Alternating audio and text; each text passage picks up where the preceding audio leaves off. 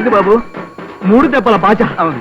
ఏంటండి ఇది? నా పెళ్లికి తోమాళం పెట్టించారు. నన్ను ఏం చేయమంటావు బాబు? నువ్వేమో గంటలో పెళ్లి అయిపోవాలన్నావు. పెళ్ళేమో మా ఇంట్లో రెడీగానే ఉంది కానీ మిగతా ఏర్పాట్లు పెళ్లిళ్ళ సీజన్ కదా, అందుకని సన్నాయి బ్యాండ్ మేళం దొరకలేదు. వీళ్ళు దొరికారు. దొరకపోతే దొరకపోయింది కానీ వాళ్ళ మాత్రం వాయించొద్దని చెప్పండి. అలాగే బాబు. ఇదిగో ముఖ్యంగా ఆ పురోహితుణ్ణి మంగళసూత్రం త్వరగా రెడీ చేయండి. మనిషి సాయం లేదు, నేను ఒక్కడైపోయాను, టైము లేదు, వస్తానండి. నీకు బుద్ధి లేదు, పెళ్లిలో ఎలా వాయించాలో తెలియదురా? ఎలా తెలుస్తుంది? ఎప్పుడైనా పెళ్లికి వాయితేగా. బాగా చెప్పావు. మేం గాని మేళం వాయిస్తామంటే ఎంతో మంది సంతోషంగా చచ్చిపోతామంటారు. సరే సరే, కాస్త మంగళకరంగా వాయించడానికి ప్రయత్నం చేయండిరా. నిజంగా పార్వతికి పెళ్ళా? పొద్దున్నే కదా పెళ్లి యోగం లేదన్నారు. ఆ అబ్బాయి ఎవరో చేసుకుంటానన్నట, గంటలో పెళ్ళైపోవాలన్నాడు. మావయ్య సరేనని ఒప్పుకున్నారట. పెళ్లి కొడుకు ఎలా ఉంటాడు? ఇంకా చూడలా, వెళ్తున్నాను చూడ్డానికి. అడుగో అతనే పెళ్లి కొడుకు.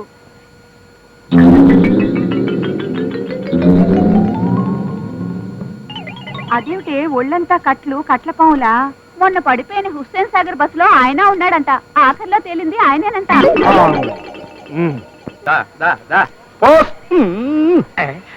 ఆ కోత కుయ్యొద్దని చెప్పానా? ఇక్కడ నువ్వు మంత్రాలు చదవాలయ్యా, మంత్రాలు. మంత్రాలకు రావయ్యా. అయ్యా, నా బిడ్డకి దొరక్క ఈ సంబంధం దొరికింది. ఆ పిల్లకి తండ్రి విధానం నేనే గనక నేను మంత్రాలు చదివితే అందరూ నవ్వుతారయ్యా, అందుకని నిన్ను పట్టుకుని వెళ్లాడుతున్నాను. నీకు తెలిసిన పాటలు పద్యాలు పాడేసి మంగళసూత్రం కట్టించేయి చాలు. రాంబాబు, పురోహితుడిని తీసుకొచ్చాను. ఏంటి నీకు పౌరోహిత్యం కూడా వచ్చా? ఎవరితను? ఏమంటున్నాడు? పెళ్లి కొడుకయ్యా, కనబడ్డల్లా? షేప్ మారింది కదా, గుర్తుపట్టి ఉండడు. అంతే అంతే. ఇతనికి మీ అన్న పోస్ట్ మ్యాన్ తో పరిచయం ఉంది. మిమ్మల్ని చూసి అతను అనుకుంటున్నాడు. ఓహో అలాగా. అవును, పెళ్లికి ముందు అదేదో స్నానాలు చేస్తారు కదా, ఏమిటా స్నానాలు? మంగళ స్నానాలయ్యా. ఏమిటి ఇతనికి అది కూడా తెలీదా? హడావిడిలో మర్చిపోయాడంతే. అన్నట్టు రాంబాబు, టైం లేక చెబటం మర్చిపోయాను. మా ఇంట్లో ఓ ఆచారం ఉంది. ఏమిటి? పెళ్లి కూతురు మంగళ స్నానానికి నీళ్లు పెళ్లి కొడుకు స్వయంగా తీసుకురావాలి. మంగళ స్నానాలకి పెళ్లి కొడుకు స్వయంగా తేవాలా? అవును. అంటే నేను ఈ పరిస్థితుల్లో ఆచారం ఆచారమే. కార్డైనా కవర్ అయినా ముద్ర వెయ్యాల్సిందే. బిందె తీసుకుని బయలుదేరు బాబు. పంపెక్కడా? పంపులో నీళ్లు రావు నాయన, వాటర్ ప్రాబ్లం. పక్కనే బాగుంది, కాస్త లోతు ఎక్కువ, తోడుకురా. అంటే ఇప్పుడు ఆ బావిలో నీళ్లు నేను తోడాలా? తప్పదు నాయన, పెళ్ళొద్దా? కావాలి.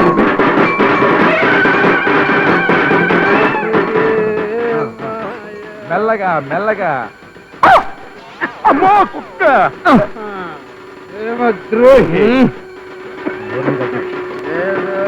మేడం ఆఫీస్ పెట్టారు కదా. నువ్వు ఆపండి, నీకు చూడా.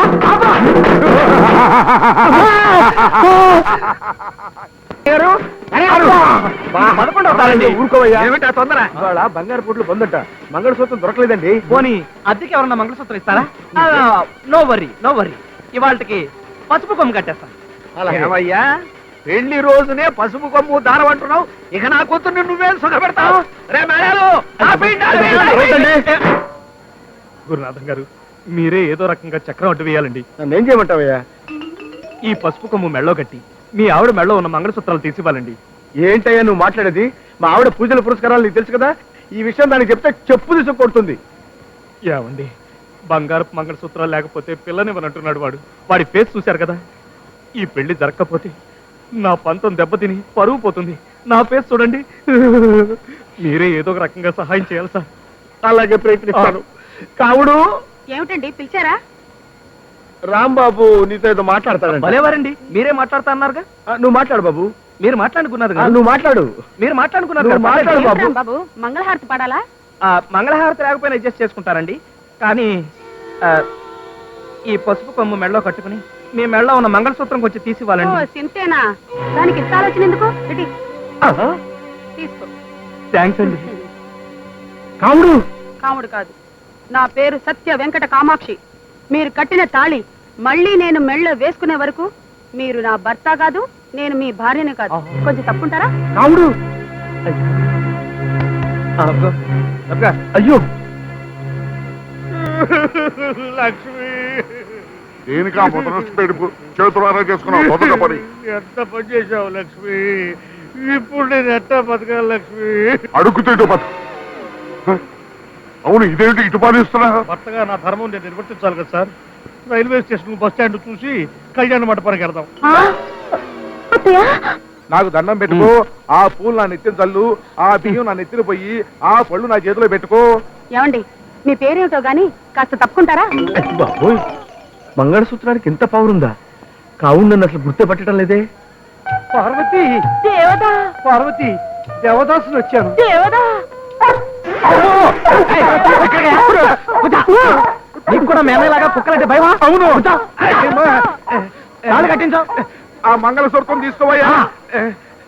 మాంగళ్యం తంతే నవజీవనం హేతువాదం.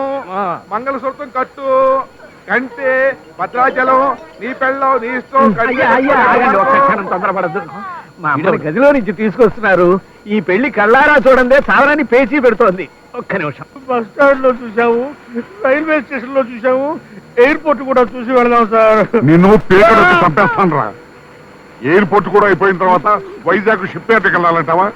కాదా, ఇంకొకప్పుడైతే నీ ఎద్దు తెలిసి ఉండేవాడిని.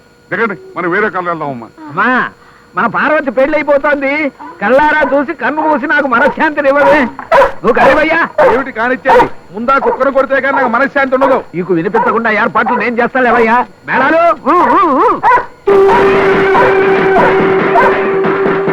ముందు నువ్వు తాళి కట్టవయ్యా. బాబు ఒక్క నిమిషం, ఆ సూత్రానికి నా సూట్ కేసు తాళం ఉంది, తీసుకుని. అవుడు, ఒక్క నిమిషం ఆగొచ్చుగా. మీరెవరండి? పరాయి ఆడదంతో మీకేం పని? మంగళసూత్రం కూడా ఒరిజినల్ కాదా? ఇంకా కట్టాయి బాబు.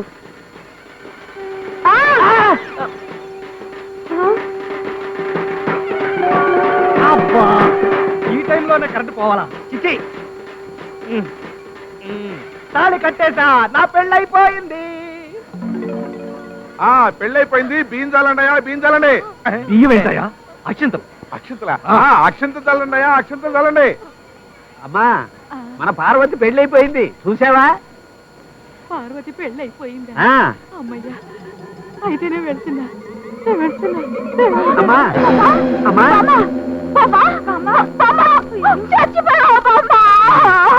ఎవరో చచ్చిపోయారంట, వయసు అని.